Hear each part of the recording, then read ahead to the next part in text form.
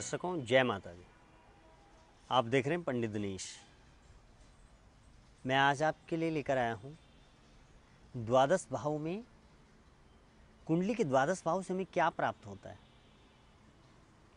और आज जो मैं बात कर रहा हूँ विशेषकर वो नवम भाव की है। इस भाव से हमें क्या प्राप्त होता है,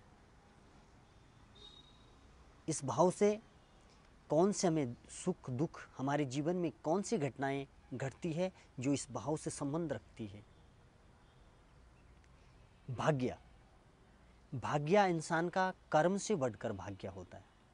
यदि आपके भाग्य में, कई लोग कहते हैं नहीं कर्म के द्वारा भाग्य को बनाया जाता है, कुछ कहते हैं भाग्य होता ही नहीं।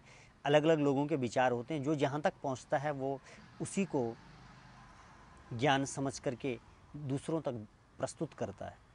और मैं एक चीज़ बहुत आपको बताना चाहता हूँ कि परमात्मा को समझना, परमात्मा की कृपा किस प्रकार से प्राप्त होती, इसका भी संबंध इस भाव से है।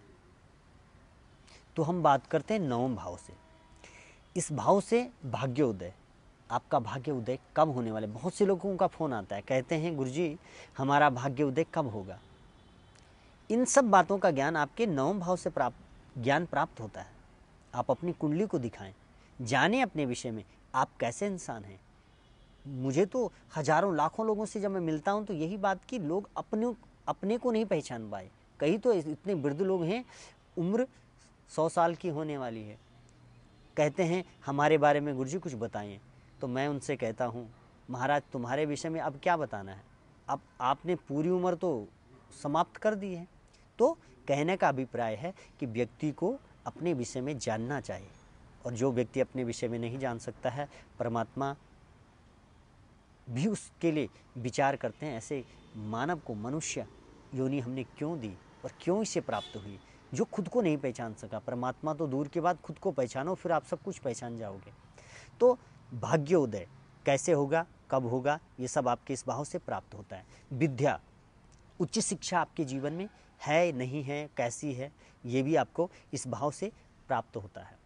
त्याग की भावना आपके अंदर कितनी है, आपकी कितना आप त्याग नहीं। कई लोग होते हैं छोटी सी बात के लिए लड़ाई करने लग जाती है, ये तो मेरा है सामान है, भाइयों में विवाद होने लग जाता है। तो आपके अंदर त्याग की भावना जितनी अधिक होगी, ये आपके नवम भाव से जाना जा सकता है। उच्च शिक्षा आपकी कितनी है, पिता का सुख आपके जीवन में है या नहीं है, ये भी इससे ज्ञान हमें प्राप्त होता है। गुरुपद, आप ऊंचा गुरु पद भी यदि आप जगत गुरु बनते हैं तो इस भाव से पता लगता है आपका नवम भाव कैसा है।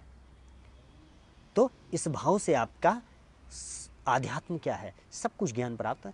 इन सब बातों का ज्ञान प्राप्त होता है। आपकी तीर्थ यात्राएं, कई लोग कहते हैं हम तो, मैं बहुत से लोगों से मिला जो चंडीगढ़ में रहते हैं, मनसा देवी नहीं गए, कई पीढ़ियाँ चले गए, नाती भी हो गए, तो कहते हैं मनसा देवी नहीं गए। ये सब परमात्मा का, आप परमात्मा की यात्राएं कितनी। कई लोग तो क्या है वैष्णो देवी जाते हैं, कटरा के से लौट करके वापस आ जाते हैं, नहीं जा पाते हैं। कई लोग तो मंदिर तक जाते हैं, दर्शन नहीं करते हैं।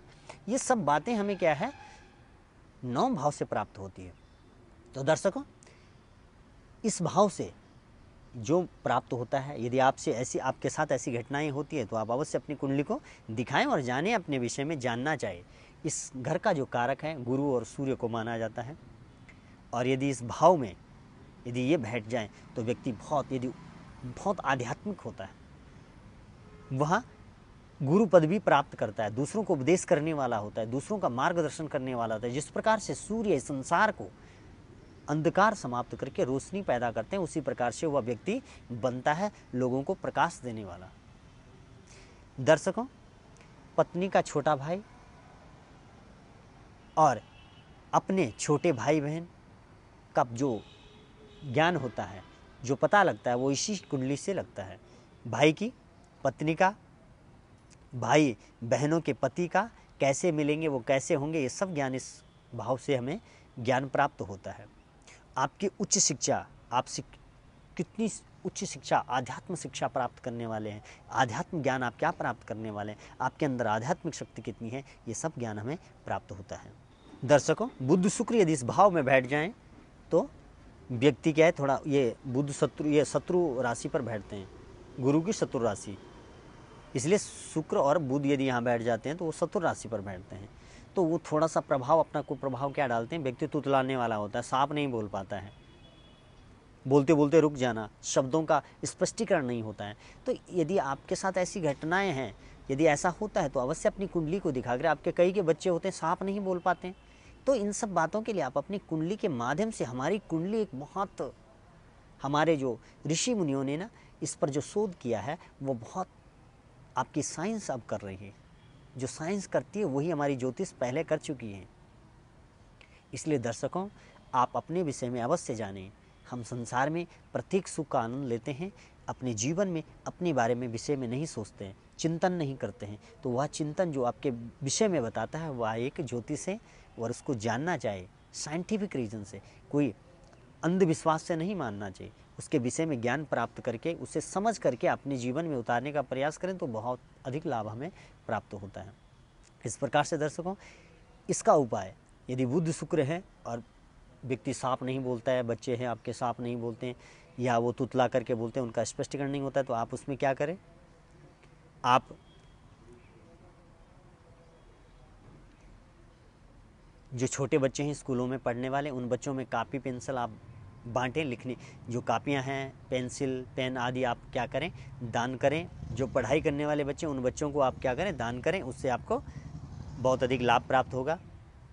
और दर्शकों, मैं बार बार कहता हूँ, ये मानव तन हमें प्राप्त हुआ है, इसके विषय में अवश्य जानें, और अपने बारे में अवश्य हमें जानना चाहिए। परमात्मा के विषय में आप जान सकते हैं जब स्वयं के विषय में जानें। जो अपने विषय में नहीं जानता वो किसी और के बारे में क्या जान सकता है। इसलिए मैं महामाई से ऐसी प्रार्थना करता हूँ, आप लोग, जो भी लोग मुझे देखते हैं, उन लोगों के दुख कष्ट मात्र देखने मात्र से समाप्त हो जाए। तो दर्शकों, अन्य भावों के विषय में जानने के लिए आप YouTube चैनल पर मुझे देख सकते हैं। आज के लिए बस इतना ही। जय माता दी।